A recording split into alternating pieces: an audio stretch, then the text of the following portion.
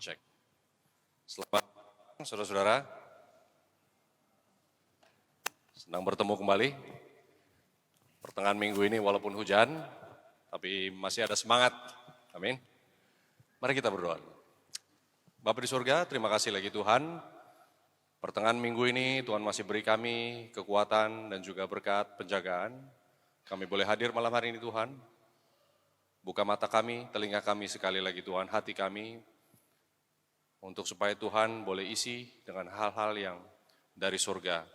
Yang boleh merupakan kami hari ini Tuhan sampai Yesus datang. Dalam nama Yesus, amin. Nah saudara, banyak yang tanya kepada saya. Ramon, do I have to do what you do?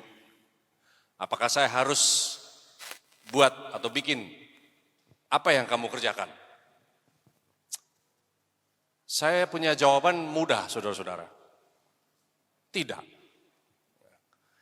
Lalu ditanya lagi, apakah saya harus feel guilty ya? Saya harus merasa gimana ya, kecil hati, merasa Tuhan tidak terima jika saya masih bekerja di perusahaan atau di perdagangan atau masih bekerja dengan government atau niaga lain. Apa do I have to feel guilty? Apa saya perlu merasa bersalah? Saya punya jawaban juga mudah, saudara-saudara. Tidak. Tuhan boleh kirim semua orang di semua kalangan, di semua lingkungan, betul? Saya katakan demikian. Tapi Anda harus merasa bersalah kalau Anda berada di tempat tersebut karena kehendak Anda sendiri. Wah, maksudnya bagaimana? Saya katakan kepada teman-teman yang bertanya pertanyaan yang sama ya. Karena kemanapun kita melangkah, saudara-saudara, hendaklah itu semua karena tuntunan Tuhan.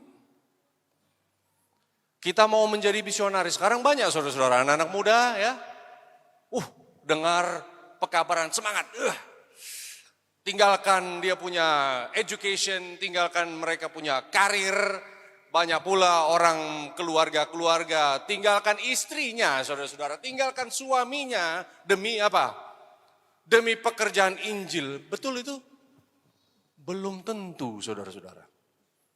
Banyak anak-anak sekarang karena semangatnya tidak lagi peduli dengan pekerjaan yang sudah mereka jalankan, dengan tanggung jawab, dengan rumah tangga, lalu tinggalkan. Pergi, naik ke gunung-gunung. Hanya karena apa? Semangat. Karena apa? Excitement. Itu juga kurang tepat kalau bukan Tuhan yang tuntun kita, saudara-saudara. Kami di sini, saya dan istri datang sini bukan untuk promosi suatu pekerjaan yang mana saudara, saudara-saudara besok mulai pasang itu di depan rumah, for sale. Apa begitu? Bukan, saudara-saudara. Besok kalau masih pergi ke office, coba kasih masuk itu resignation letter, serahkan itu surat itu kepada bos. Hey bos, saya mau berhenti bekerja. Kenapa?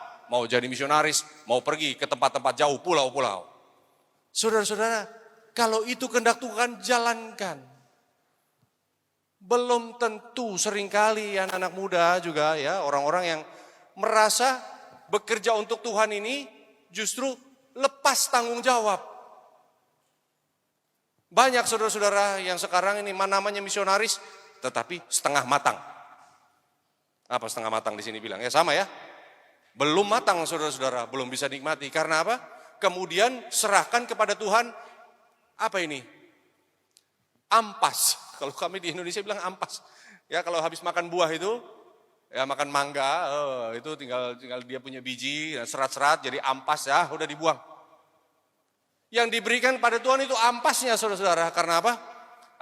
Ternyata orang tersebut tidak bisa bertanggung jawab di mana dia berada sekarang ini.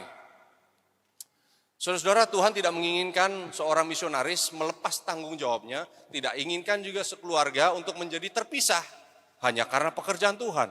Tuhan tidak mau seperti itu. Ya, Tapi seringkali juga kita harus sadar, belum tentu di mana saudara bekerja sekarang, apa saudara punya niaga, bisnis usaha, karir sekalipun, belum tentu pula itu adalah kehendak Tuhan.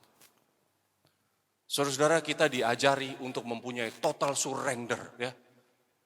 Total surrender, penyerahan sepenuhnya, walaupun melakukan sesuatu yang seakan-akan ini benar.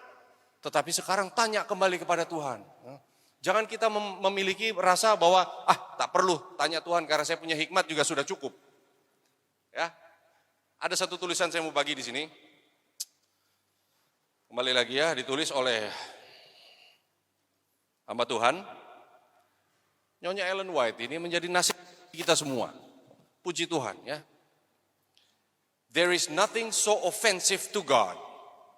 Tidak ada satu yang menghina Tuhan lebih daripada, ya, and so dangerous to human soul. Tidak ada yang menghina Tuhan lebih daripada, dan juga bahaya kepada jiwa kita daripada apa ini? Pride and self-sufficiency. Merasa ya kita selalu benar, sudah cukup. Of all the sins, it is the most hopeless, the most incurable. Saudara, kita tahu ya, dosa yang paling tidak bisa diampuni adalah apa? Dosa terhadap Holy Spirit, ya. Tapi dikatakan dosa merasa diri sudah cukup, merasa diri sudah hebat, adalah dosa yang paling buruk, yang paling jelek, ya. Paling teruk lah orang Malaysia bilang ya. Dan tidak bisa diobati, tidak bisa disembuhkan, yaitu dosa yang merasa apa? Sudah cukup lah, apalagi sih? Tuhan mau apa lagi sih? Saudara-saudara, di dalam buku Matius 19 ada seorang muda yang kaya. Inilah penyakit orang muda kaya ini, saudara-saudara, merasa dia sudah cukup. Pertanyaannya dia kepada Yesus, "Hai, Yesus, apa lagi yang saya harus buat supaya saya boleh diselamatkan?" Saudara-saudara, Yesus tahu ini orang muda tidak bertanya kepada dia. Tetapi justru merasa dirinya sudah cukup, ya. Hamba Tuhan Nyonya White pun mengulas mengenai orang muda kaya ini, saudara-saudara. Dia merasa segala sesuatu dia sudah buat. Mengapa demikian, saudara-saudara? Karena seringkali ya, semakin banyak yang kita rasa sudah kita buat untuk Tuhan, semakin kita merasa sudah hebat kita ini. Dia pun tidak sadar, saudara-saudara, bahwa masih ada satu dua hal ya. Dalam hal ini, si orang muda kaya tersebut masih ada satu yang dia sembunyikan di belakang. Apa sih yang saya harus buat supaya saya selamat? Yesus cuma katakan, buatlah ini, segala sesuatu. Lalu dia katakan, itu semua saya sudah buat dari saya kecil sudah buat. Dari kecil saya sudah Adventist. Sudah saya buat itu semua.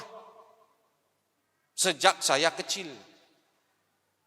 Tapi Yesus cuma mungkin tersenyum. Saya tahu itu. Tapi cuma saya yang bisa melihat kamu, sementara orang lain tidak bisa melihat. Ada sesuatu yang kamu sembunyikan di belakang itu. Nah, saudara-saudara, seringkali kita pun merasa kita sudah melakukan cukup untuk Tuhan. Kalau tanya saya sebagai manusia, saudara-saudara, saya tak punya jawaban. Apalagi ya? Ramon, apalagi yang saya harus buat? Nggak tahu saya. Jangan tanya manusia, jangan tanya sekalipun kepada istri, kepada orang tua, kepada suami, jangan tanya, saudara-saudara. Seorang muda ini hanya bisa dapat jawaban apa yang dia harus lakukan, hanya bisa datang di saat dia datang kepada Yesus. Saudara, saya mau tantang satu hal.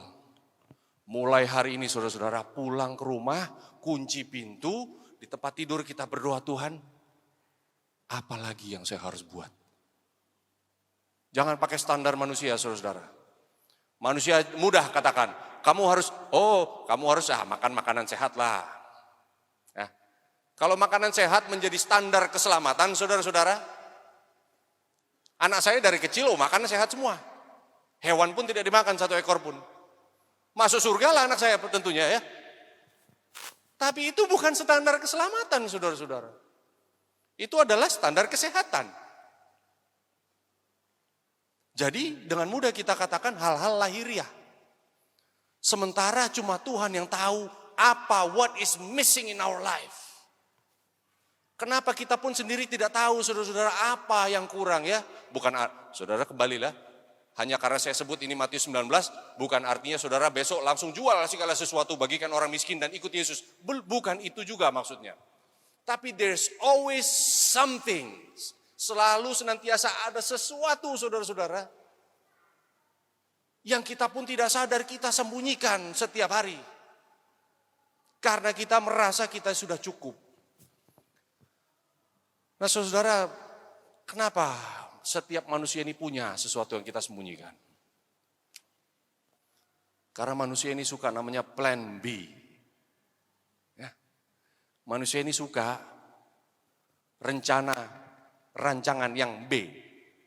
Apa ini plan B? Kalau ini saya jalankan tidak berhasil, oke, paling tidak saya punya backup plan. Saudara-saudara, the only way to follow Jesus, ya, satu-satunya jalan mengikuti Yesus, the only way to follow Jesus adalah apa? All the way. Saudara tidak ditakdirkan untuk mati sebagai seekor ulat, saudara-saudara. Semua kita ditakdirkan untuk menjadi apa ini? Kupu-kupu semua. Jangan cuma setengah di dalam kehidupan kita. Setengah-setengah itu tidak baik. Kita pun tidak senang di dalam hidup. Oleh karena itu Tuhan memberikan kita satu ayat di dalam buku Wahyu 3 kepada jemaat Laodikia. Jangan kamu setengah-setengah hati. Lukewarm. Merasa sudah hebat, tidak perlu lagi. Saya sudah ini, oh Tuhan saya sudah ini, sudah ini. Kalau bisa saya yang bantu Tuhan.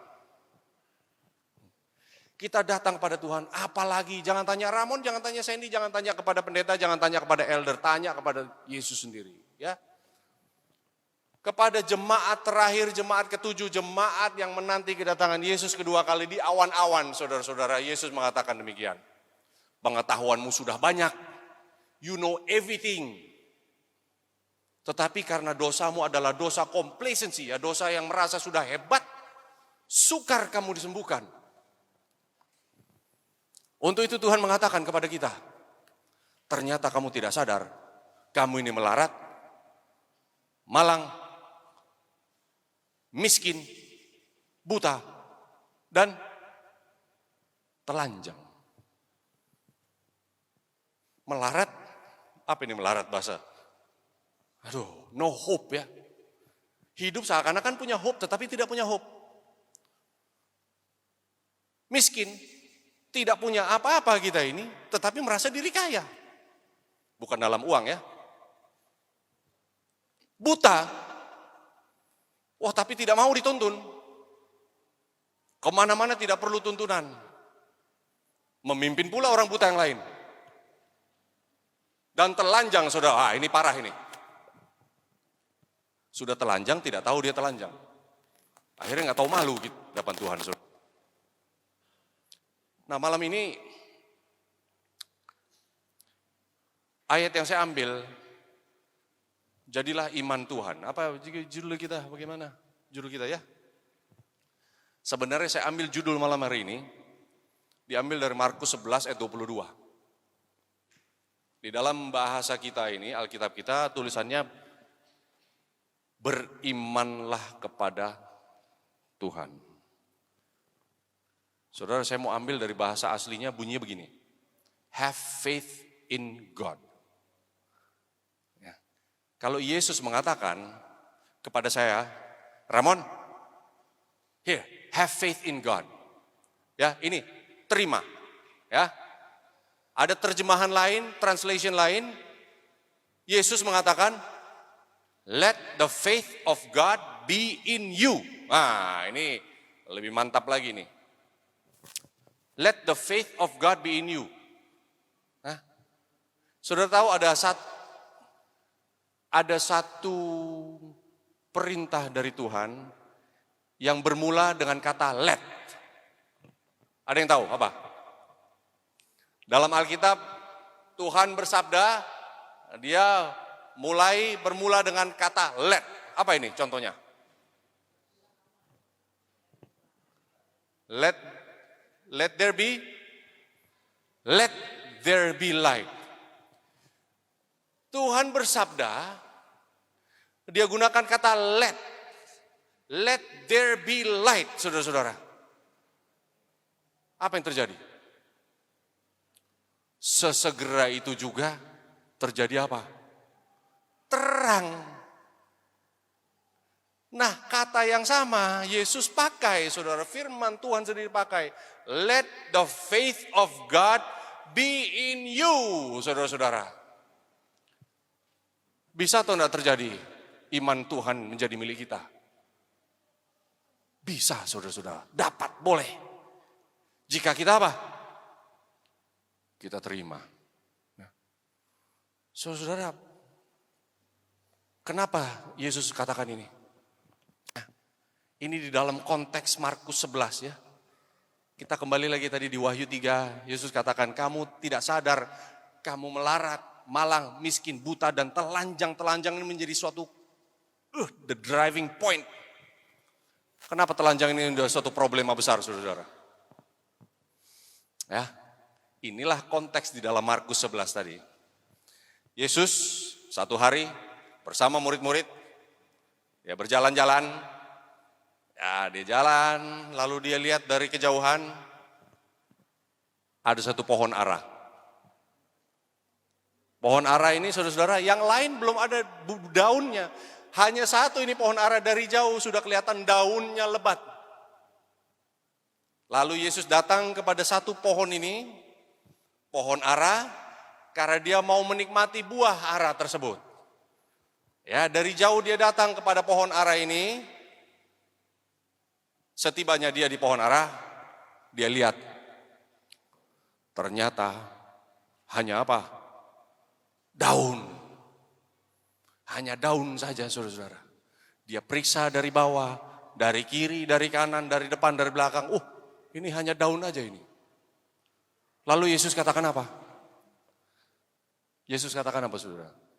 Jangan ada lagi orang menikmati buah daripadamu.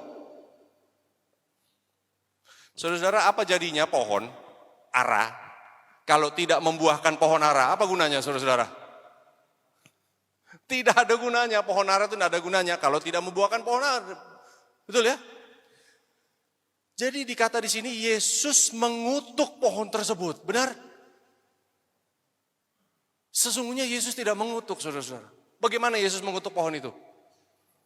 Yesus mengutuk pohon tersebut dengan mengambil purpose.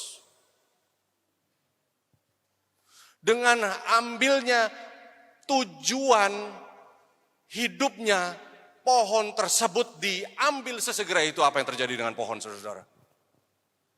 Mati. Ini satu ilustrasi, saudara-saudara, kalau kita mempunyai tujuan hidup, apa kemarin kita bahas ya? Yohanes 12:24. Kalau sebulir gandum ini tidak mati dan jatuh ke tanah, dia hidup untuk sendiri.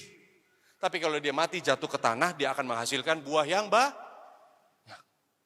Tanpa mempunyai purpose, saudara-saudara, boleh jadi kita detak jantung masih ada, masih keluar nafas dari hidung kita, masih kita hirup udara, tetapi ternyata mati kita. Tidak ada kebahagiaan. Nah, Yesus mengambil tujuan dari pohon tersebut. Saudara-saudara, lalu Yesus mengatakan, oleh karena itu, have faith in God. Let the faith of God be in you. Jadi saudara-saudara, artinya tanpa kita menerima karunia iman dari Tuhan ini, melakukan apa yang Yesus lakukan, Tuhan sudah sediakan, saudara dan saya tidak punya purpose di dunia ini. We are just as good as dead. Sama aja kita dengan mati. Saudara-saudara, kembali lagi kepada awal dari penciptaan ya. Apa hubungannya? Telanjang, setengah hati, pohon ara. Apa hubungannya dengan kita semua, saudara-saudara? Apa pelajarannya? Saudara tahu di awal dari penciptaan, saat Adam dan Hawa jatuh ke dalam dosa, mereka Langsung buru-buru saudara, cepat-cepat, segera. Pergi ambil daun apa saudara-saudara? Untuk disemat, dijadikan daun ara yang diambil oleh Adam dan Hawa untuk menutupi ketelanjangan mereka. Saudara-saudara, kenapa pohon ara ini dipakai menjadi ilustrasi? Pohon ara ini adalah pohon yang unik ya. Sebenarnya ara itu bukan buah, saudara-saudara, itu hanya pucuk-pucuknya aja.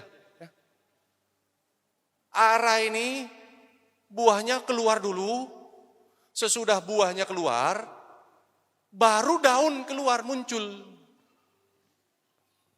Coba lihat itu ya, mengenai pohon ara. Kalau sudah musim dingin, daunnya rontok, daunnya jatuh. Musim semi, muncul dulu bau buahnya dulu, baru disusul daun. Jadi daun yang lebat, orang mengira buahnya apa saudara-saudara? Buahnya banyak. Inilah masalah kita dengan orang-orang Kristen saudara-saudara. Dari jauh kita seakan-akan pengikut Kristus, orang yang mempunyai surrender total kepada Yesus, orang yang mempunyai tabiat seperti Yesus, orang yang bergantung dengan firman Tuhan. Dari jauh kita boleh jadi kita seperti orang-orang yang baik saudara-saudara. Dari jauh orang melihat kita ini orang yang mempunyai buah yang kita tutupi dengan apa? Daun-daun pengakuan. Hanya dari jauh. Boleh jadi saudara dari jauh saudara nggak kenal saya ya. Mungkin saudara pikir si Ramon ini daunnya lebat ini. Daunnya lebat. Pastilah buahnya banyak. Saudara-saudara, hanya Yesus yang tahu masing-masing kita. Kadang Yesus bawa orang-orang paling dekat. Saudara tidak kenal saya. Tapi untuk tahu buah saya ada atau tidak bukan saudara-saudara yang menjadi hakim. Tapi istri saya, anak-anak saya yang tahu persis siapa bapaknya ini. Kadang orang-orang akan kita dibawa oleh Tuhan masuk ke dalam kehidupan kita, keluarga kita sebagai istri, sebagai suami, sebagai anak-anak. Khusus hanya untuk saudara-saudara mengetahui apakah ada buah di dalam kehidupan kita. Mengerikan saudara-saudara kalau ternyata kita tidak punya buah, hanya daun saja ya. Oleh karena itu daun yang sama ini daun pengakuan, daun yang hanya dari jauh. Kita sematkan supaya kita tidak lagi terlihat telanjang. Adam dan Hawa cepat-cepat cari daun, pakai saja yang penting tidak kelihatan telanjang lagi. Tetapi kenapa Tuhan bilang kepada Adam dan Hawa, di mana kamu? Bersembunyi. Walaupun manusia tidak bisa melihat kita telanjang saudara-saudara. Tuhan tetap melihat kita sebagai orang yang telanjang. Oleh karena itu saudara-saudara sebagai umat Advent, jangan pakai daun-daun pengakuan saja. Pengakuan boleh jadi saudara-saudara teman-teman di gereja tidak tahu kita seperti apa. Tetapi Tuhan menginginkan kita ini memiliki sungguh-sungguh buah. Daun ara tidak ada gunanya. Tuhan katakan jangan pakai itu daun Adam dan Hawa. Kenapa? Kamu masih telanjang di depan saya dengan daun itu masih telanjang. Obatnya apa? Solusinya apa? Kejadian 3:21. Seekor domba harus mati, kulitnya dipakaikan menutupi kita, punya ketelanjangan saudara-saudara. Sebenarnya masih telanjang kita ini. Oleh karena itu tidak ada glory of God kita bisa dipakaikan kepada kita. Tetapi hanya apa? Sementara. Hanya dikaruniai kita dengan grace of Jesus Christ. Oleh karena itu Tuhan memberikan kita contoh dan pola. Ramon kalau kamu mau diselamatkan, jangan pakai cuma daun pengakuan. Anak-anak muda jangan hanya pakai daun pengakuan. Mintalah surrender seperti Kristus sudah surrender hidupnya. Saudara-saudara tidak ada lagi joy, tidak ada lagi kesenangan ya. Lebih daripada apa? Lebih daripada berserah sepenuhnya. Saudara, perjalanan saya masih jauh dalam berserah kepada Tuhan. Tapi sedikit demi sedikit ya. Tuhan berikan kami, boleh saya? Di dalam pekerjaan Tuhan ini luar biasa, saudara-saudara. Kami hanya diajari untuk apa? Surrender. Di saat surrender kami belajar sedikit demi sedikit untuk setiap hari bertanya kepada Tuhan, Tuhan, apa lagi? Tuhan, apa lagi? Ya. Kadang kita pun tak sadar, saudara-saudara. Sudah cukup ini. Sudah 12 tahun televisi berjalan, sudahlah Tuhan. Kita pun lupa. Saudara, ada satu cerita saya mau bagi sedikitnya. Sekitar tahun 2017 saya pergi ke Washington, di Amerika. Bicara di satu perkumpulan. Masuklah kita di dalam akhir dari pertemuan, hari Sabat, malam, sudah gelap, Sabat sudah berlalu. Setelah 4-5 hari bicara, setelah Sabat selesai, saya langsung buru-buru. Maaf ya, saya harus pergi segera. Kami naik kendaraan, naik kereta, naik mobil, langsung pergi. Drive 4 jam, karena ada mengejar janji berikut. Ya. Malam minggu mulai drive. Oke. Tiba kami di satu tempat lain di Seattle. Lalu hari Minggu pagi saya ditelepon oleh kawan-kawan kami dari Indonesia. Dia katakan, brother, ya, kita punya siaran satelit televisi, ya, mati. Aduh, kenapa mati? Padahal sudah dibayar. Kenapa? Tidak tahu ini kenapa. Coba kamu pagi periksa, semuanya diperiksa. Ada alat-alat ya, dari antena, dari dari pointer, dari ada encoder, ada BUC, ada converter sampai kepada komputer playout dan sebagainya. Coba periksa satu-satu. Karena kami mempunyai spare ya. Apa ini spare bahasanya? Standby equipment lah, replacement jika ada yang rusak. Semua ada, tinggal oke, kalau rusak ini pakai ini dulu untuk gantikan. Semua ada backup, kecuali satu. Ada kotak elektronik untuk convert ini semua signal. Nah ini namanya block up BUC namanya. Aduh saya belum bisa beli karena luar biasa mahalnya. $15.000 satu kotak begitu ya. Saya bilang aduh Tuhan boleh yang lain rusak no problem lah. Tapi jangan yang ini. Saya bilang cepat periksa. Lalu mereka periksa. Berapa jam kemudian mereka kembali telepon sama saya. Brother, ya, puji Tuhan, kabar baik. Kenapa? Yang rusak adalah BUC. Aduh ini sudah mulai pening kepala kalau sudah signal sudah mati, sudah kasihan ya. Sudah bayar mahal-mahal, kasihan orang juga yang menonton dan sebagainya, semua produksi yang sudah dibuat. Oke. Lalu kami berdoa, ada teman kami bersama-sama kami berdoa, tolong doakan. Kenapa? Siaran kita mati. Dan ada alat yang saya tidak punya. Kalau mau beli pun harus beli dari Amerika. Karena di Indonesia tidak ada stok. Oke, kita berdoa. Saudara-saudara, sesudah berdoa, saya pergilah ke internet, Google, cari. Siapa tahu ada yang diskon.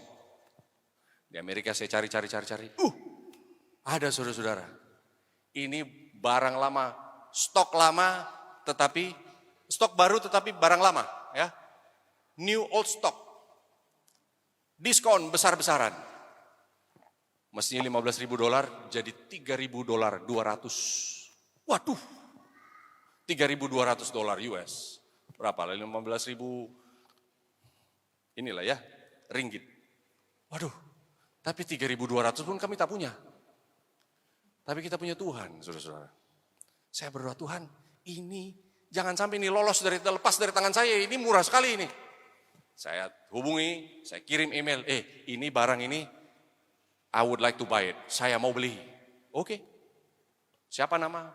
Apa nama company? Oke, saya kirim email. Oke, saya buatkan invoice, saya hold ini, sampai nanti 3 hari lagi, you have to pay. Waduh 3 hari lagi, saya tanya $3.000 dari mana? Gak ada ini, gak ada $3.200. Saudara-saudara, Tuhan kita ini luar biasa. Sesudah saya kirim email 3.200, saya dikirim invoice, saya berdoa lagi, Tuhan, saya tidak perlu 15.000. Sekian. Saya hanya perlu 3.200. Saya amin, saudara-saudara. Diteleponlah kami dari kawan kami yang kami tinggalkan kemarin hari Sabat. Gerejanya kami tinggalkan Sabtu malam untuk pergi, lalu kawan kami di sana, Ramon, di mana kamu? Saya ada di Seattle. Begini, kemarin kami ada yang kabari bahwa ini satu keluarga ini seperti ada bisikan Roh Kudus untuk ikut partisipasi di dalam pekerjaan Tuhan di Indonesia melalui kamu. Oh oke, puji Tuhan. Saya baru terima ini cek dari keluarga tersebut. Oh, puji Tuhan. Berapa? 3.200. Saudara-saudara, tepat jumlahnya dengan yang kita butuhkan. Tidak lebih, tidak kurang, tapi tidak lebih. Mau beli kue pun tak cukup. Tapi saya bilang, Tuhan kita ini luar biasa. Hal-hal seperti ini membuat saya dengan istri menangis. Tuhan kita ini ada, saudara-saudara. Dia peduli di saat kita mau coba surrender completely menjalankan suatu pekerjaan yang tidak mungkin bisa dijalankan oleh manusia. Tuhan ada dan hadir mendengar doa kita, tahu kebutuhan kita, saudara-saudara. Tetapi kita ini tidak suka masuk ke dalam krisis, betul ya? Manusia ini tidak suka masuk ke dalam krisis. Betul. Tapi tanpa krisis kita tidak bisa lihat Tuhan kita, saudara-saudara.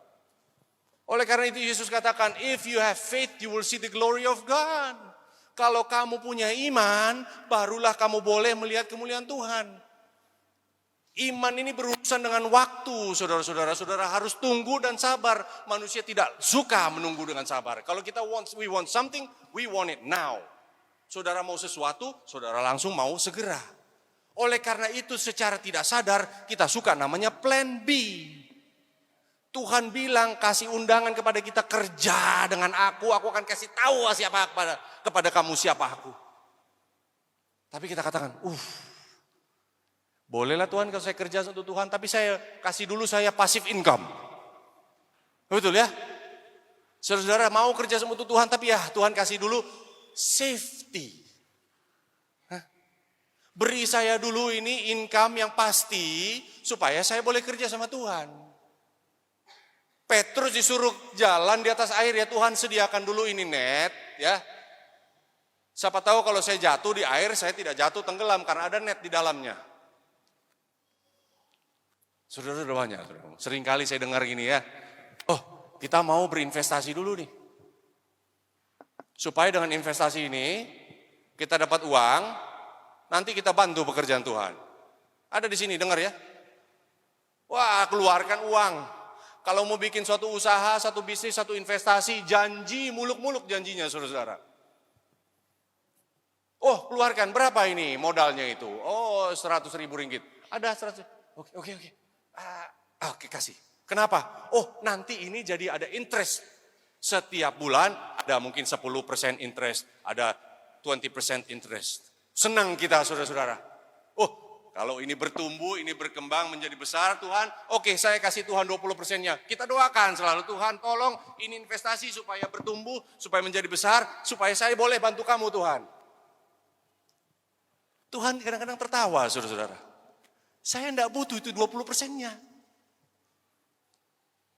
Kamu yang butuh 80%-nya. Betul ya? Kita pakai ini alasan seakan-akan Tuhan yang butuh, tetapi kita yang butuh ini 80%-nya Tuhan janji. 20%, no, 30% Tuhan. Tuhan coba bilang, kalau 70% itu bisa membuat kamu hilang, lebih baik kamu tidak dapat sama sekali. Saudara-saudara, seringkali kita pakai usaha kita, karir kita, bisnis kita, ya niaga kita, supaya kita katakan Tuhan perlu bantuan saya, Tuhan tidak perlu bantuan kita, saudara. Saya buktikan, selalu saya buktikan. Saya perlu $3.200 saya. Tuhan, ini keperluan saya, ini kebutuhan saya untuk pekerjaan Tuhan. Kalau Tuhan berkehendak, biarlah Tuhan kirim. Tuhan kirim, saudara-saudara. Karena apa? tidak ada lagi di kantong saya. Inilah yang Tuhan inginkan kita lakukan saudara-saudara, bereksperimen. Supaya apa? Semakin lama kita semakin kenal Dia. Ya. Kenapa kemudian saudara-saudara kita ini punya kekhawatiran? Di dalam Matius 6 ayat 31 ya. Jangan khawatir makananmu, jangan khawatir pakaianmu, karena itulah hal-hal atau barang-barang, perkara-perkara yang dicari oleh siapa saudara-saudara? Oleh bangsa yang tidak mengenal Tuhan. Saudara di dalam gereja ini mungkin sudah 20 tahun, 30 tahun saudara-saudara. Kita kadang merasa saya kenal dengan Tuhan. Tetapi kita merasa kita kenal dengan Tuhan. Tetapi Yesus mengatakan, kalau kamu masih khawatir dengan pakaianmu, masih khawatir dengan makananmu, kamu membuat dirimu supaya tidak mengalami krisis di dalam hidup ini. Karena kita tidak mau masuk di dalam krisis, ternyata yang belum kenal Tuhan, saudara-saudara, bukan orang di luar gereja. Ternyata yang belum kenal Tuhan adalah siapa? Kita sendiri. Kita mau berbicara kepada orang-orang di luar gereja, saudara, mengenai iman Yesus. Mereka akan kembali melihat kepada kita. Let me see it in you. Betul ya? Saudara-saudara, ini mungkin sedikit, ini sedikit agak tidak menyenangkan, tapi jangan musuhi saya. Saudara. Saya cuma mempunyai jemputan kepada saudara-saudara. Mari kita coba. Nah, suami dan istri harus bergandengan tangan. Jangan khawatir. Jangan takut dengan krisis. Crisis is our friend. Because only through crisis kita akan melihat siapa Tuhan. Matius 10 ayat 8, Yesus berkata, beritakanlah Injil. Katakan kerajaan surga sudah dekat. Sembuhkan orang sakit. Tahirkan orang kusta. Bangkitkan orang mati. Usirlah setan-setan. Kamu mendapat dengan cuma-cuma, kamu berikan juga cuma-cuma. Karena barang siapa yang bekerja, dia layak mendapatkan upah. Jangan kantongmu, jangan bawa uangmu, jangan bawa tongkatmu, jangan bawa jubah 2 helai, jangan bawa kasutmu, pergi. Luar biasa saudara-saudara. Apa Tuhan membuat kita ini menderita? Tidak. Apa Tuhan tidak senang uang? Sangat-sangat senang saudara-saudara. Tetapi jangan jadikan uang dan harta dan kenyamanan dan plan B kita ini menjadi ilah di dalam kehidupan kita. Sehingga kita we miss out on salvation walaupun kita sudah di dalam gereja 30-40 tahun. Tuhan memberikan gereja dan jemaat bagi saudara-saudara. Ada yang di jemaat sini, ada yang di jemaat tempat lain. Inilah sarana, inilah cara, inilah alat Tuhan mau saudara-saudara untuk partisipasi. Jalankan sesuatu bukan untuk jauh-jauh, bantu yang jauh-jauh. Tidak.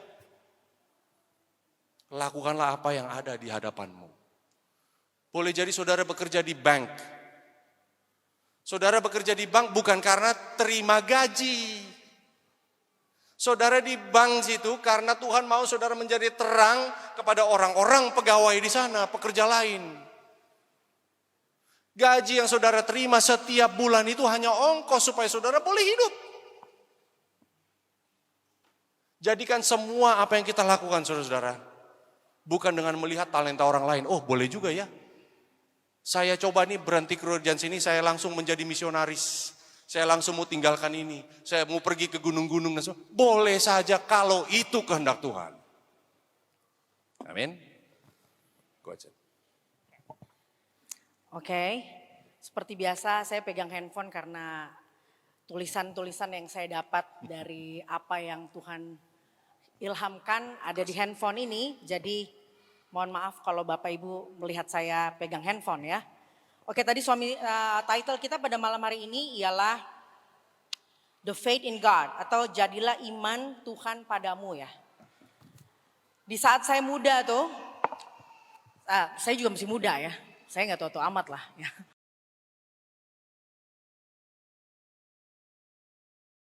Tentang Tuhan saya. Saya duduk dengan anak-anak saya hanya ingin bercerita tentang Tuhan saya. Saya duduk dengan suami saya hanya ingin bercerita tentang Tuhan saya. Kemanapun saya pergi, ke dalam gereja saya hanya ingin bercerita tentang Tuhan saya. Itu yang saya mau, seumur hidup saya katakan. Dan lagu kedua dikatakan ya, ingin bersiap seperti John. Karena sudah mau ke Yerusalem. Ibu bapak, kalimat-kalimat itu tidak mampu merubahkan kita kalau kita tidak mengizinkan. Seberapapun ibu bapak belajar firman Tuhan, gak akan bisa kemana-mana. Contohnya seperti apa? Ibu bapak, kalau anak muda kita sering berolahraga di fitness atau di gym ya. Kalau di fitness atau di gym, kalau kita perhatikan, foto-fotonya semuanya orang-orang yang wah badannya bagus-bagus ya. Perutnya kotak-kotak ya. Gak ada yang badan digemuk-gemuk gitu, gak mau gitu kan. Orang masuk fitness langsung gak jadi masuk lagi gitu. Ngelihat kayak gitu, ala udahlah gagal gitu kan. Maunya masuk ngelihat, wah badannya kotak-kotak. Wah ototnya gede-gede gitu ya. Tapi di saat kita masuk ke ruang fitness, kita lihat foto itu, ya kita pingin bukan punya badan seperti itu, ya. Wah sehari kita latihan karena apa? Selalu ngelihatnya si gambar itu, wah. Pulang rumah kita gini, kok ototnya nggak jadi-jadi gitu ya. Besoknya kita datang lagi, kita latihan lagi, wah. Pulang lagi ke rumah. Kok gak jadi-jadi? Besoknya, minggu ke depan, sudah mulai bosan kita. Ya, karena kenapa? Mau berapa lama pun kita memandang itu foto atau itu poster. Mau setiap hari pun ya, adik-adik atau kawan-kawan engkau pajang itu poster di atas langit. Langit kamarmu tidak mampu merubahkan apapun. Tidak mampu merubahkan ototmu sekalipun. Mau kamu pun kasih di screen fotomu, handphonemu. Mau kamu masuk WC ada itu poster. Keluar ruang tamu ada itu poster ya. Tidur balik menghadap langit ada itu poster. Balik kiri ada itu poster. Balik kanan ada itu poster. Itu tidak akan merubah apapun. Kecuali kalian pergi ke gym atau kalian olahraga setiap hari. Bukan cuma 1 minggu, setiap minggu, setiap bulan, setiap tahun, bahkan itu sudah harus menjadi lifestyle kamu. Baru itu bisa terjadi. Tapi itu harus tetap dipertahankan. Sama dengan iman, sama dengan kita belajar firman Tuhan. Tidak akan mungkin kemana-mana mau baca terus. Akhirnya apa yang terjadi di dalam gereja? Saya nggak tahu di Sabah, tapi di Indonesia itu sering hari Sabat ya kelas sekolah Sabat itu waktunya berkelahi. Hah? Wah, semuanya adu mulut, kayak masuk ruang ring tinju. Hah? Semuanya nggak mau kalah, semuanya harus wah saya yang paling benar, saya yang paling ini. Ibu bapak tidak sadar kah? Ibu bapak diperhatikan oleh anak-anak kecil ini. Melihat ibu bapaknya, wah akhirnya mereka tumbuh apa? Kalau besar aku gak maulah jadi orang Advent. Jago berkelahinya mereka. Hah? Alkitab Roh Nubuat mengatakan apa? Hanya dibutuhkan 1 pengalaman untuk kita ikut Tuhan. Kenapa tadi dikatakan di saat kita sudah mulai punya otot, jangan puas sampai di situ. Terus kita maintain, terus kita latihan. Karena apa Bu? Hilang.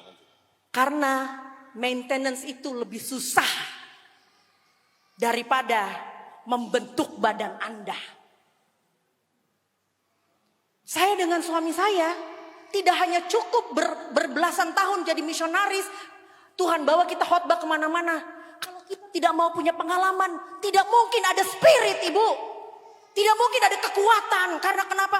Untuk seorang pengkhotbah punya kekuatan dan punya spirit pertobatan. Pengkhotbah itu harus siap berjalan dengan iman dengan Tuhan. You need to walk your talk. Jangan cuma belajar. Akhirnya yang dikhotbahkan hanya apa? Teori. Kita gak butuh teori lagi Pak.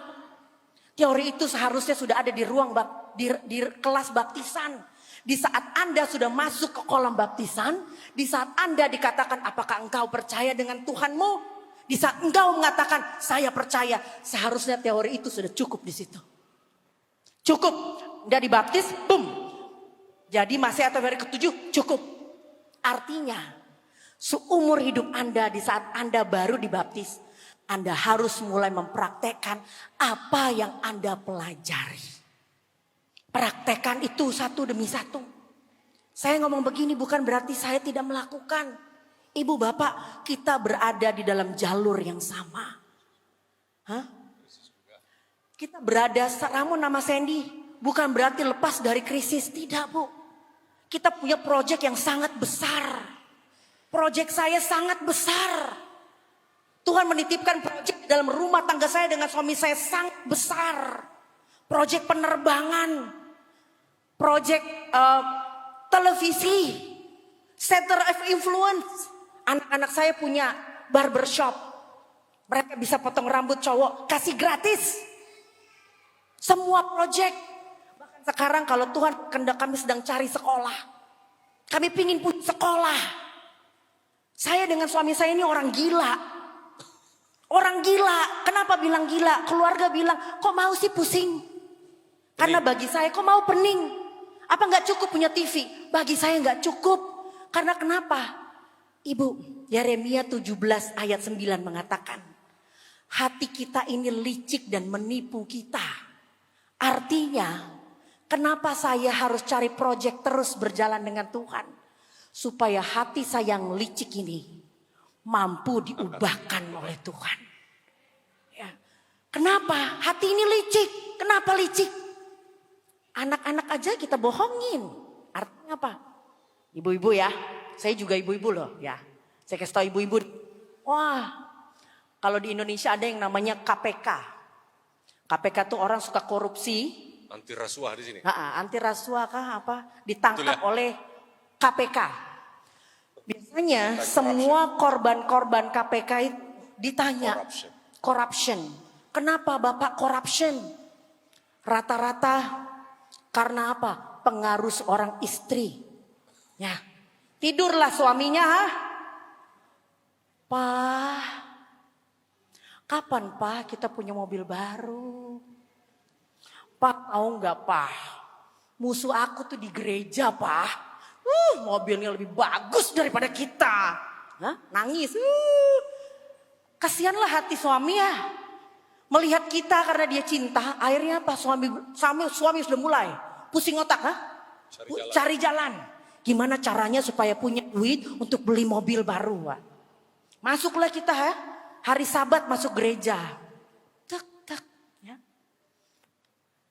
Melihat musuh kita. Wah. Terus kita berdiri ya. Musuh kita tiba-tiba kecek datang di samping kita. Biasa ya orang Advent nih telinganya meskipun dari jauh sensitif dengar. Hah? Dengar nih ya. Padahal dia jauh banget gitu ya. Tapi dengar nih. Padahal berisik tapi dengar gitu. Nah ya, print. Musuh kita ngomong gini. Pak Pendeta. Saya nggak tahu di sini ya kalau di Jakarta gitu. Pak Pendeta, nanti tolonglah ya minggu depan datang ke rumah saya. Kenapa Bu? Saya baru beli rumah baru. Ya saya mau housewarming. Kalau perlu itu musuh kan itu dipakai setan ya. Kalau perlu itu musuh teriak. Kalau perlu dipakai speaker ngomongnya kan gitu.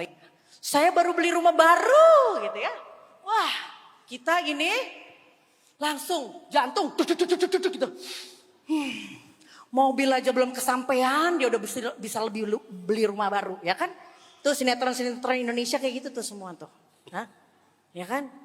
Ayo Pak, udah kan mulai. Kecek-kecek musuhnya datang. Selamat Sabat Ibu. Nah itu kan ya. Nih yang ngelihat anak-anak kecil nih. Mamanya bisa jadi kayak malaikat kalau nasehatin. Nah ikut Tuhan ya gitu ya. Nanti tiba-tiba mamanya udah kayak malaikat pencabut nyawa tiba-tiba ya. Gitu kan malaikat gelap tiba-tiba.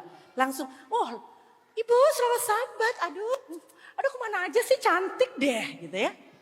Padahal musuhan. Oh doa semalam suntuk. 40 hari 40 malam kalau bisa berdoa. Oh duduk samping-sampingan tapi dalam hati apa? Tuhan tolonglah Tuhan kabulkan saya Tuhan. Semoga saya bisa lah beli rumah lebih bagus dari dia. Bersaing terus. Bersaing.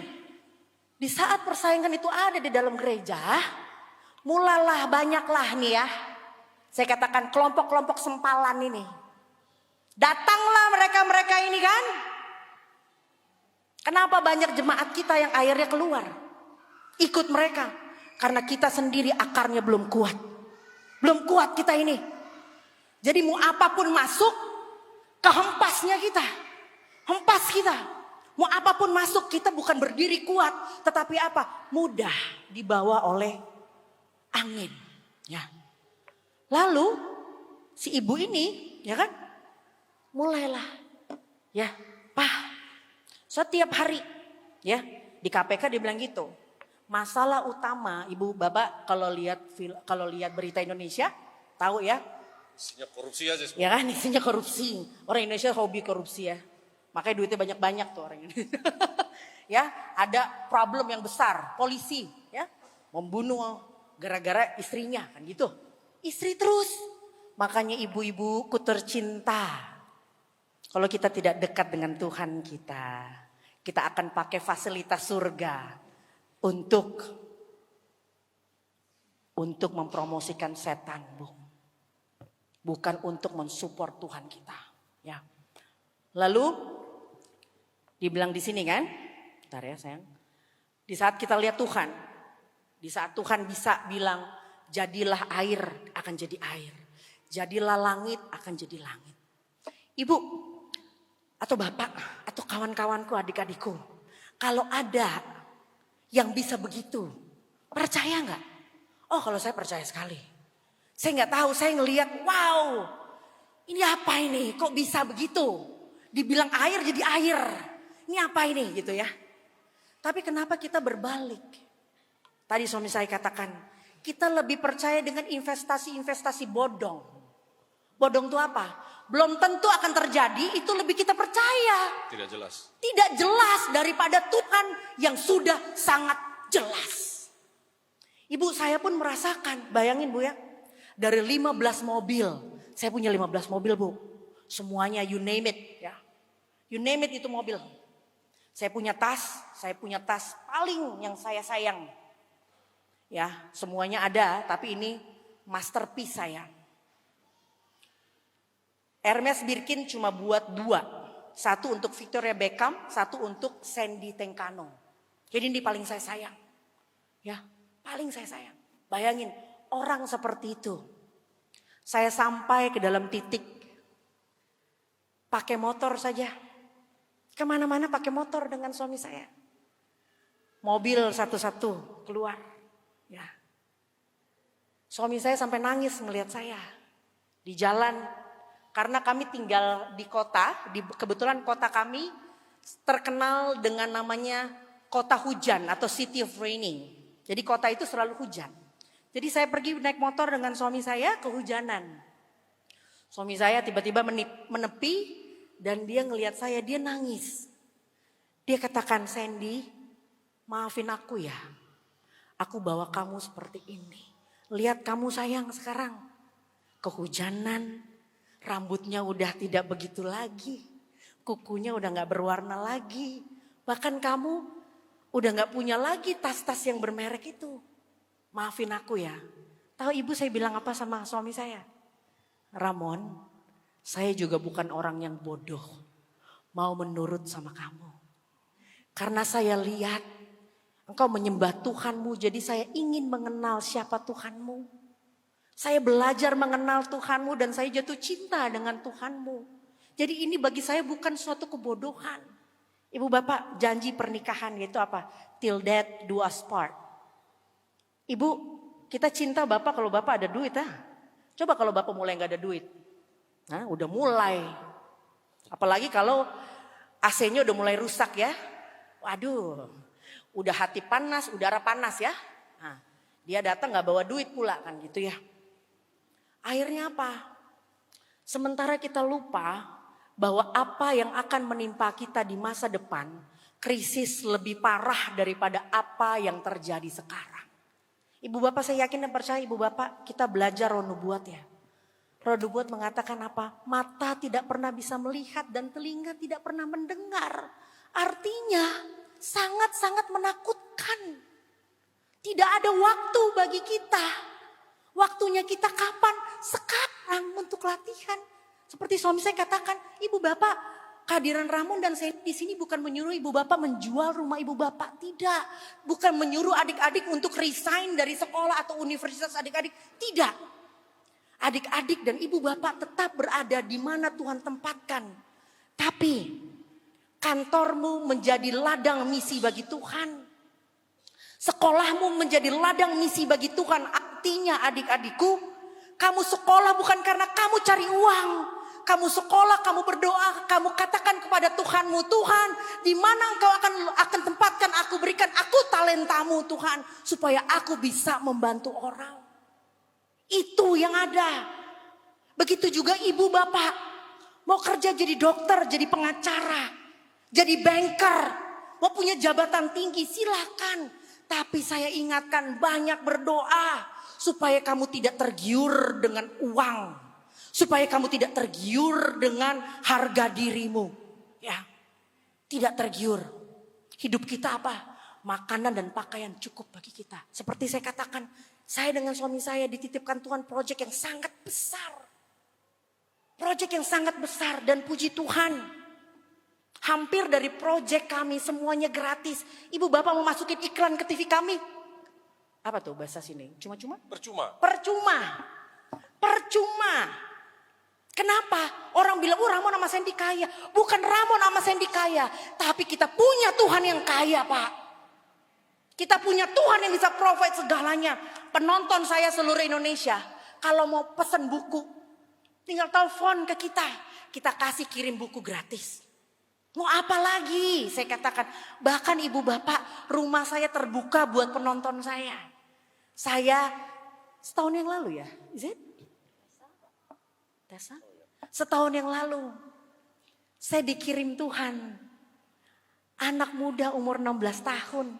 Saya tahu dia sedang nonton sekarang dengan anak saya. Anak-anak saya tadi post, Mami we are watching. Dari kemarin mereka nonton ya. Dan saya tahu, anak ini dikirim Tuhan tahun lalu, namanya Tessa. Anak umur 16 tahun. Saya nggak kenal siapa ibu bapaknya. Anak dari Ambon. Ibu bapaknya baru dibaptis jadi Advent. Satu keluarga dibaptis. Tiba-tiba telepon saya dengan suami saya. Ibu Sandy, Ramon, boleh saya titipkan anak saya untuk dididik menjadi seorang misionaris. That is so beautiful. Seorang yang tidak pernah bertemu dengan Anda bisa menitipkan anaknya kepada Anda. Saya tanyakan bapak dan ibu tidak pernah ketemu saya. Kenapa berani ini menitipkan anaknya? Dia katakan, Ibu Sandy, Pak Ramon, saya bukan orang yang sembarangan ingin memberikan anak saya. Saya sudah berdoa dan puasa sama Tuhan. Tuhan sudah meyakinkan saya untuk mengirim anak saya untuk dididik di dalam keluarga ibu dan bapak. Rumah kami selalu terbuka untuk semua orang. Kenapa kami punya proyek, tanah kami semakin besar. Semakin besar tanah kami. Dan semakin Kenapa? tidak bisa dijual. Dan semakin puji Tuhan semakin tidak bisa dijual. Siapa orang gila mau datang beli tanah sebesar itu di atas gunung? Gak ada. Ya, tanah kami semakin besar. Kenapa semakin besar? Karena kami selalu bangun rumah, bangun kamar. Karena menurut Roh Nubuat katakan, bilik itu rumah ya, kamar ya. Kenapa? Roh Nubuat katakan, bagi setiap orang yang sudah pindah ke pedesaan, tugasmu harus terus membangun rumah. Karena suatu hari saudara-saudaramu mungkin mereka lari dari kota di dalam jam terakhir. Dan kitalah yang harus memberikan itu bagi saudara-saudara kita. Jadi terus bangun. Sampai tukang kami punya 15 tukang. Tukangnya orang muslim semua. Tukang kami sampai bingung. Bapak ibu mau bangun apa? Mau bangun resort kah? Mau bangun hotel kah? Saya katakan tidak. Saya terus mau bangun. Setiap kali kamu bangun pasti ada aja orang datang. Tak, boleh kamu tinggal? Boleh. Dan di rumah kami cuma punya satu dapur. Kami tidak punya dapur banyak. Hanya satu dapur saja. Kayak di situ ya. Hanya dapur satu. Kenapa? Apa yang misionaris saya makan, anak-anak saya makan. Karena saya ingin berikan kekuatan kepada misionaris saya. Hey, di saat engkau susah, saya juga susah. Artinya di saat engkau cuma makan nasi dan garam, saya pun dengan anak-anak saya akan makan nasi dan garam. Kamar kami kalau pergi tidak pernah kamu kunci. Saya katakan kepada tim saya, apapun yang kamu butuh masuk ke kamar saya, silakan. Karena saya tahu, apapun yang kami punya, semuanya punya bersama. Ya. Karena itulah policy yang Tuhan ajarkan, itulah iman yang Tuhan ajarkan, Ibu Bapak. Kita maunya sampai ke titik itu kan. Berbagi. Kita ingin sampai ke titik itu. Meskipun di saat kita bagi, tidak semuanya yang kita bagi akan menjadi baik sama kita. Seringnya di saat kita berbagi, biasanya orang-orang itu malah orang-orang yang menjahati kita. Tapi Tuhan katakan apa? Penghiburan di buku Alkitab. Aku akan memberikan makanmu di depan musuh-musuhmu. Jadi bila kita sakiti itu Ibu Bapak, jangan kita membalas. Jangan kita marah. Biar saja. Karena Keluaran 14 ayat 14 mengatakan, Tuhan katakan, aku akan berperang bersama denganmu dan engkau hanya diam saja. Tuhan ngomong sama saya, Sandy, ini bukan cuma perperanganmu anakku, ini perperangan aku di saat orang membenci kamu. Orang tidak membenci kamu tapi orang sedang membenci aku. Ya, Ibu Bapak, perjalanan bersama dengan Tuhan, jangan kita masukkan menjadi suatu yang menyakiti hati kita. Makanya tadi ya, kalimatnya ya, the goodness of God. Tuhan, saya ingin bercerita kepada Tuhan setiap hari. Sadrak, Mesak, dan Abednego. Di saat mereka keluar dari tungku api. Apa yang mereka lakukan? Mereka meninggalkan Tuhan? Tidak. Tapi setiap hari mereka akan bercerita tentang bagaimana Tuhan menyelamatkan mereka di tungku api itu. Setiap hari ketemu orang yang mereka ceritakan itu aja. Instagram saya Ibu Bapak sangat duniawi sekali ya. Tapi saya nggak tahu, saya bilang sama suami saya nggak kenal ini orang-orang siapa yang masuk. Ada orang dari Swiss, tiba-tiba udah WA, udah itu saya bilang, oh Sandy saya tahu kamu. Saya sangat menikmati bagaimana kamu mendidik anak-anak kamu. Bagaimana kamu lifestyle hidup kamu. Ibu Bapak, kita jangan khawatir berpikir bagaimana kita mempromosikan diri kita. Tuhan tahu bagaimana mempromosikan diri kita. Tapi pastikan di saat Tuhan mempromosikan itu, pastikan Ibu Bapak hidup dengan Tuhan yang benar. Kan gitu ya. Jadi iman Tuhan harus kita miliki di dalam kehidupan kita. Kita kemarin belajar tentang mana ya. Ada yang namanya total surrender. Kenapa kita belajar firman Tuhan tapi kok kayak ada yang kurang ya. Kenapa ya? Ternyata cuma satu. Kita kurang yang namanya total surrender. Kita selalu punya plan B. Kita nggak punya. Yesus tidak pernah punya plan B. Karena dia tidak pernah antisipasi kegagalan. Nggak pernah. Ya. Saya dengan suami saya. Orang bilang, oh Ramona sama Sandy punya tabungan banyak. Saving. Ibu mau sumbang saya 10 juta, hari ini juga saya bisa keluarkan 10 juta. Jadi orang bilang, itu proyeknya gede, pasti duitnya gede. Iya, duitnya masuk banyak. Tapi keluarnya juga banyak. Kalau Ibu Bapak pergi ke rumah saya, ya Ibu Bapak akan lihat. Pergi ke dapur saya, akan lihat makanan saya dengan anak-anak saya, dengan tim saya. Kami makan sangat sederhana. Kelihatannya aja punya pekerjaan besar. Karena kenapa? Kami lebih mendahulukan pekerjaan Tuhan daripada perut kami. Tapi puji Tuhan, Tuhan masih menjaga piring nasi kami. Artinya meskipun kita cuma bisa makan, saya nggak tahu di sini bilangnya daun singkong apa? Cassava, daun ubi.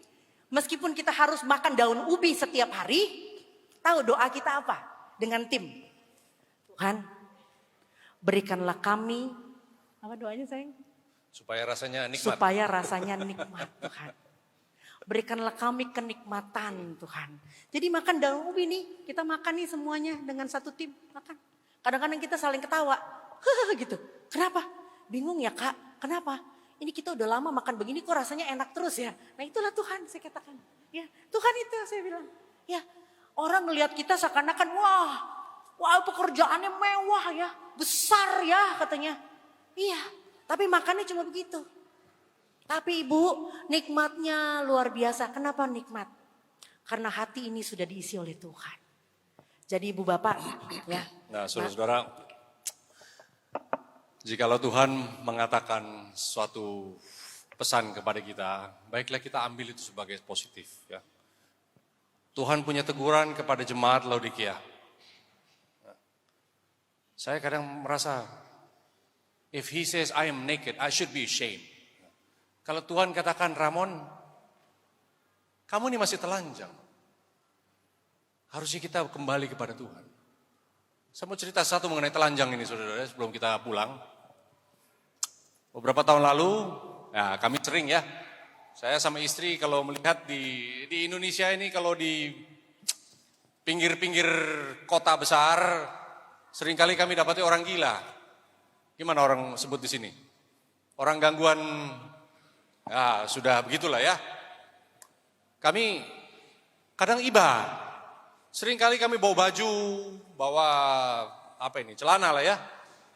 Atau bawa sarung, bawa di mobil. Kalau ada dorongan hati, ya. Lalu pada satu hari kami pergi, naik di mobil, jalan di highway, sebelum berangkat sepertinya bawa dulu satu potong sehelai baju, dan celana. Tepat juga saudara-saudara, waktu kita datang masuk di highway, seorang muda laki-laki telanjang saudara-saudara. Jalan di pinggir highway dia, jalan besar, tidak pakai apa-apa. Ada dia punya celana, tapi taruh di kepala. Saya berhenti. Saya keluar dari mobil, ada kami buat video singkat sih. Lalu saya datang, saya hampiri dia. Hei, kemana kamu? Mau pulang Pak? Rumahnya di mana? Tidak tahu Pak. Siapa namanya? Hasan Pak. Oh, oke Hasan. Mau ikut saya? Mau Pak? Mau. Tidak takut sama saya? Oh tidak. Kami bawalah di mobil. Tapi saya kasih baju dulu, pakai baju. Karena saya dari kepala, saya suruh pakaikan itu. Telanjang saudara-saudara. Tapi tidak tahu dia telanjang. Saya tanya, kamu Kristen kah atau Islam? Oh, Kristen Pak. Oh, Kristen ya. Di mana? Oh, di Masjid Istiqlal. Oh, ini sudah sedikit. Oke. Oh, berapa? Ya, 200. Usianya 200 tahun. Oke, kami bawa pulang. Kami berdoa, kami bawa pulang dia. Kita mandikan. Ya, potong, cukur rambutnya sedikit supaya rapi. Saya tanya, rumahnya di mana? Dia jawab, di sini, di sana, di sini, di sana. Wah, setiap pertanyaan berubah terus. Saya, Tuhan, ini orang harus pulang dan keluarganya cari dia ini. Perlu mungkin ada 6 bulan ya di rumahnya. Tapi dia senang, dia anak ceria, puji Tuhan ya. 6 bulan lebih dari di tempat kita. Lalu satu hari saya setiap kali saya mau tulis, ini ada nama daerah ini dia sebut. Dia ada yang diulang, ada yang tidak diulang. Saya give up, sudahlah. Kita dengan iman aja. Saya bilang, saya kembali bilang istri, mari kita turun ke Jakarta. Turun Jakarta hanya tujuan satu saudara. Cari orang tuanya ini si Hasan. Saudara tahu Jakarta itu 12 juta manusia saudara. Luas sekali Jakarta itu. Saya naik mobil, keluar dari highway. Mari kita coba di sini. Turun, masuk lorong, belok. Asal aja lah ya. Saya berhenti, park mobil, saya turun. Ada seorang, saya langsung tanya, orang pertama saya tanya, Bapak, adakah di sini orang yang kehilangan anggota keluarga? Oh, ada Pak. Itu coba itu lihat rumah ini, belok kiri itu ada rumah nomor 4 itu rumah kecil. Coba di situ ada ibu namanya. Saya pergi masuk lorong rumah keempat. Ada ibu-ibu keluar. Ibu maaf, ada anggota keluarga yang hilang mungkin. Oh Masya Allah Pak, anak saya. Siapa namanya? Amrozi. Loh, bukan ini, salah. Yang saya temui namanya Hasan. Ada fotonya Pak. Oke. Saya keluarkan ini fotonya. Oh maaf, mata saya sudah tidak bagus ya, panggil orang lah. Ternyata yang hilang itu, yang di foto saya, betul anaknya. Dia kasih keluar, ini dia poster. Orang hilang dicari, nomor sekian, tolong hubungi. Sudah setahun lebih saudara-saudara hilang. Ini karena hasil doa kita saudara-saudara. Bayangkan ya, tidak lama-lama mencari orang. Sesegera itu pun kita dapat ini orang, dapat rumahnya. Saya katakan, ibu, ganti baju, langsung kita pergi ke rumah saya. Anak ibu ada di sini. Oh nanti biar suami saya sebentar lagi dia pulang dari kerja. Oke, suaminya tak lama dia datang, saya bilang bapak ikut. Naik mobil, pulang. Benar yang hilang adalah anak beliau. Lalu dia bilang, Bapak siapa? Ya, dia tanya kepada saya, Bapak siapa ya? Karena setiap kami Jumat dan Sabtu, mereka Muslim ya, kami ini doa. Ya Allah tolong bawa pulang anak kami. Akhir-akhir ini ada jawaban seakan-akan. Sebentar lagi anak mau pulang. Yang hantar anakmu adalah seorang malaikat. Dia tanya, Bapak malaikat bukan? Saya, oh bukan, saya mas. Belum ada sayap di belakang ini, belum. Tapi saudara-saudara, Tuhan kita ini luar biasa. Cerita ini ya bermakna kepada saudara-saudara, kalau kita mau berbuat baik satu ya, jangan takut. Ada orang kadang-kadang perlu bantuan yang mereka tidak tahu mereka ini hilang saudara-saudara. Sama ini pernah ada di lampu merah di intersection, ada perempuan tidak pakai baju juga, telanjang juga saudara. Namun wah sudah sore-sore hari ya, sudah petang. Kami Bu tunggu sini. Nah, saya kebetulan naik mobil yang sedikit bersih lah ya. Saya pulang dulu, ambil mobil yang sedikit, bolehlah bawa dia lah. Karena apa? Dia sudah pakai, badannya saudara-saudara. Tidak tega kita melihat, tapi oke, Sen, bawa dia naik mobil. Kami bawa, mandikan, gosok, apa semuanya. Berdoa sama dia. Nah hal-hal ini saudara-saudara, perlu kita lakukan. Kadang Tuhan akan memberi kita suatu pengalaman yang manis untuk kita kenang.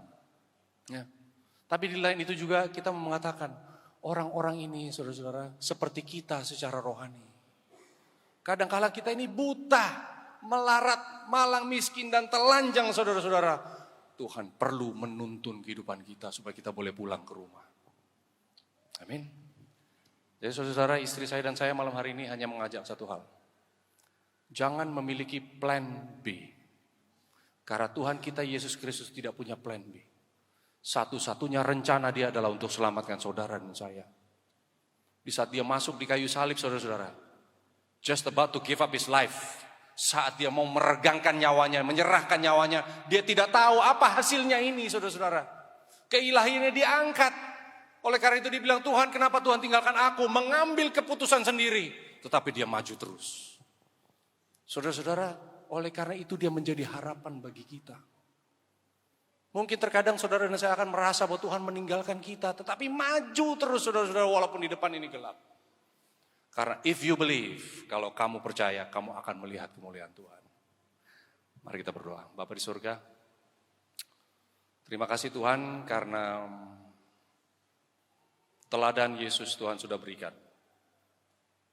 Yang tidak memiliki plan B, tidak memiliki rencana lain, hanya untuk menyelamatkan manusia. Tuhan, rencana kami dalam kehidupan kami, rancangan kami bukan rancangan-Mu Tuhan. Karena rancangan-Mu adalah rancangan damai sejahtera, sementara rancangan kami adalah rancangan yang mementingkan diri sendiri, yaitu rancangan malapetaka. Tuhan, rubahkan semua yang ada pada kami Tuhan, segala sesuatu. Pikiran kami terlebih dahulu, hati kami Tuhan boleh miliki hari ini, supaya tidak licik dan tidak jahat, tidak mementingkan diri sendiri. Tuhan tambahkan kami dengan bahagia surgawi, melayani Tuhan dan melayani sesama. Di dalam nama Yesus. Amin.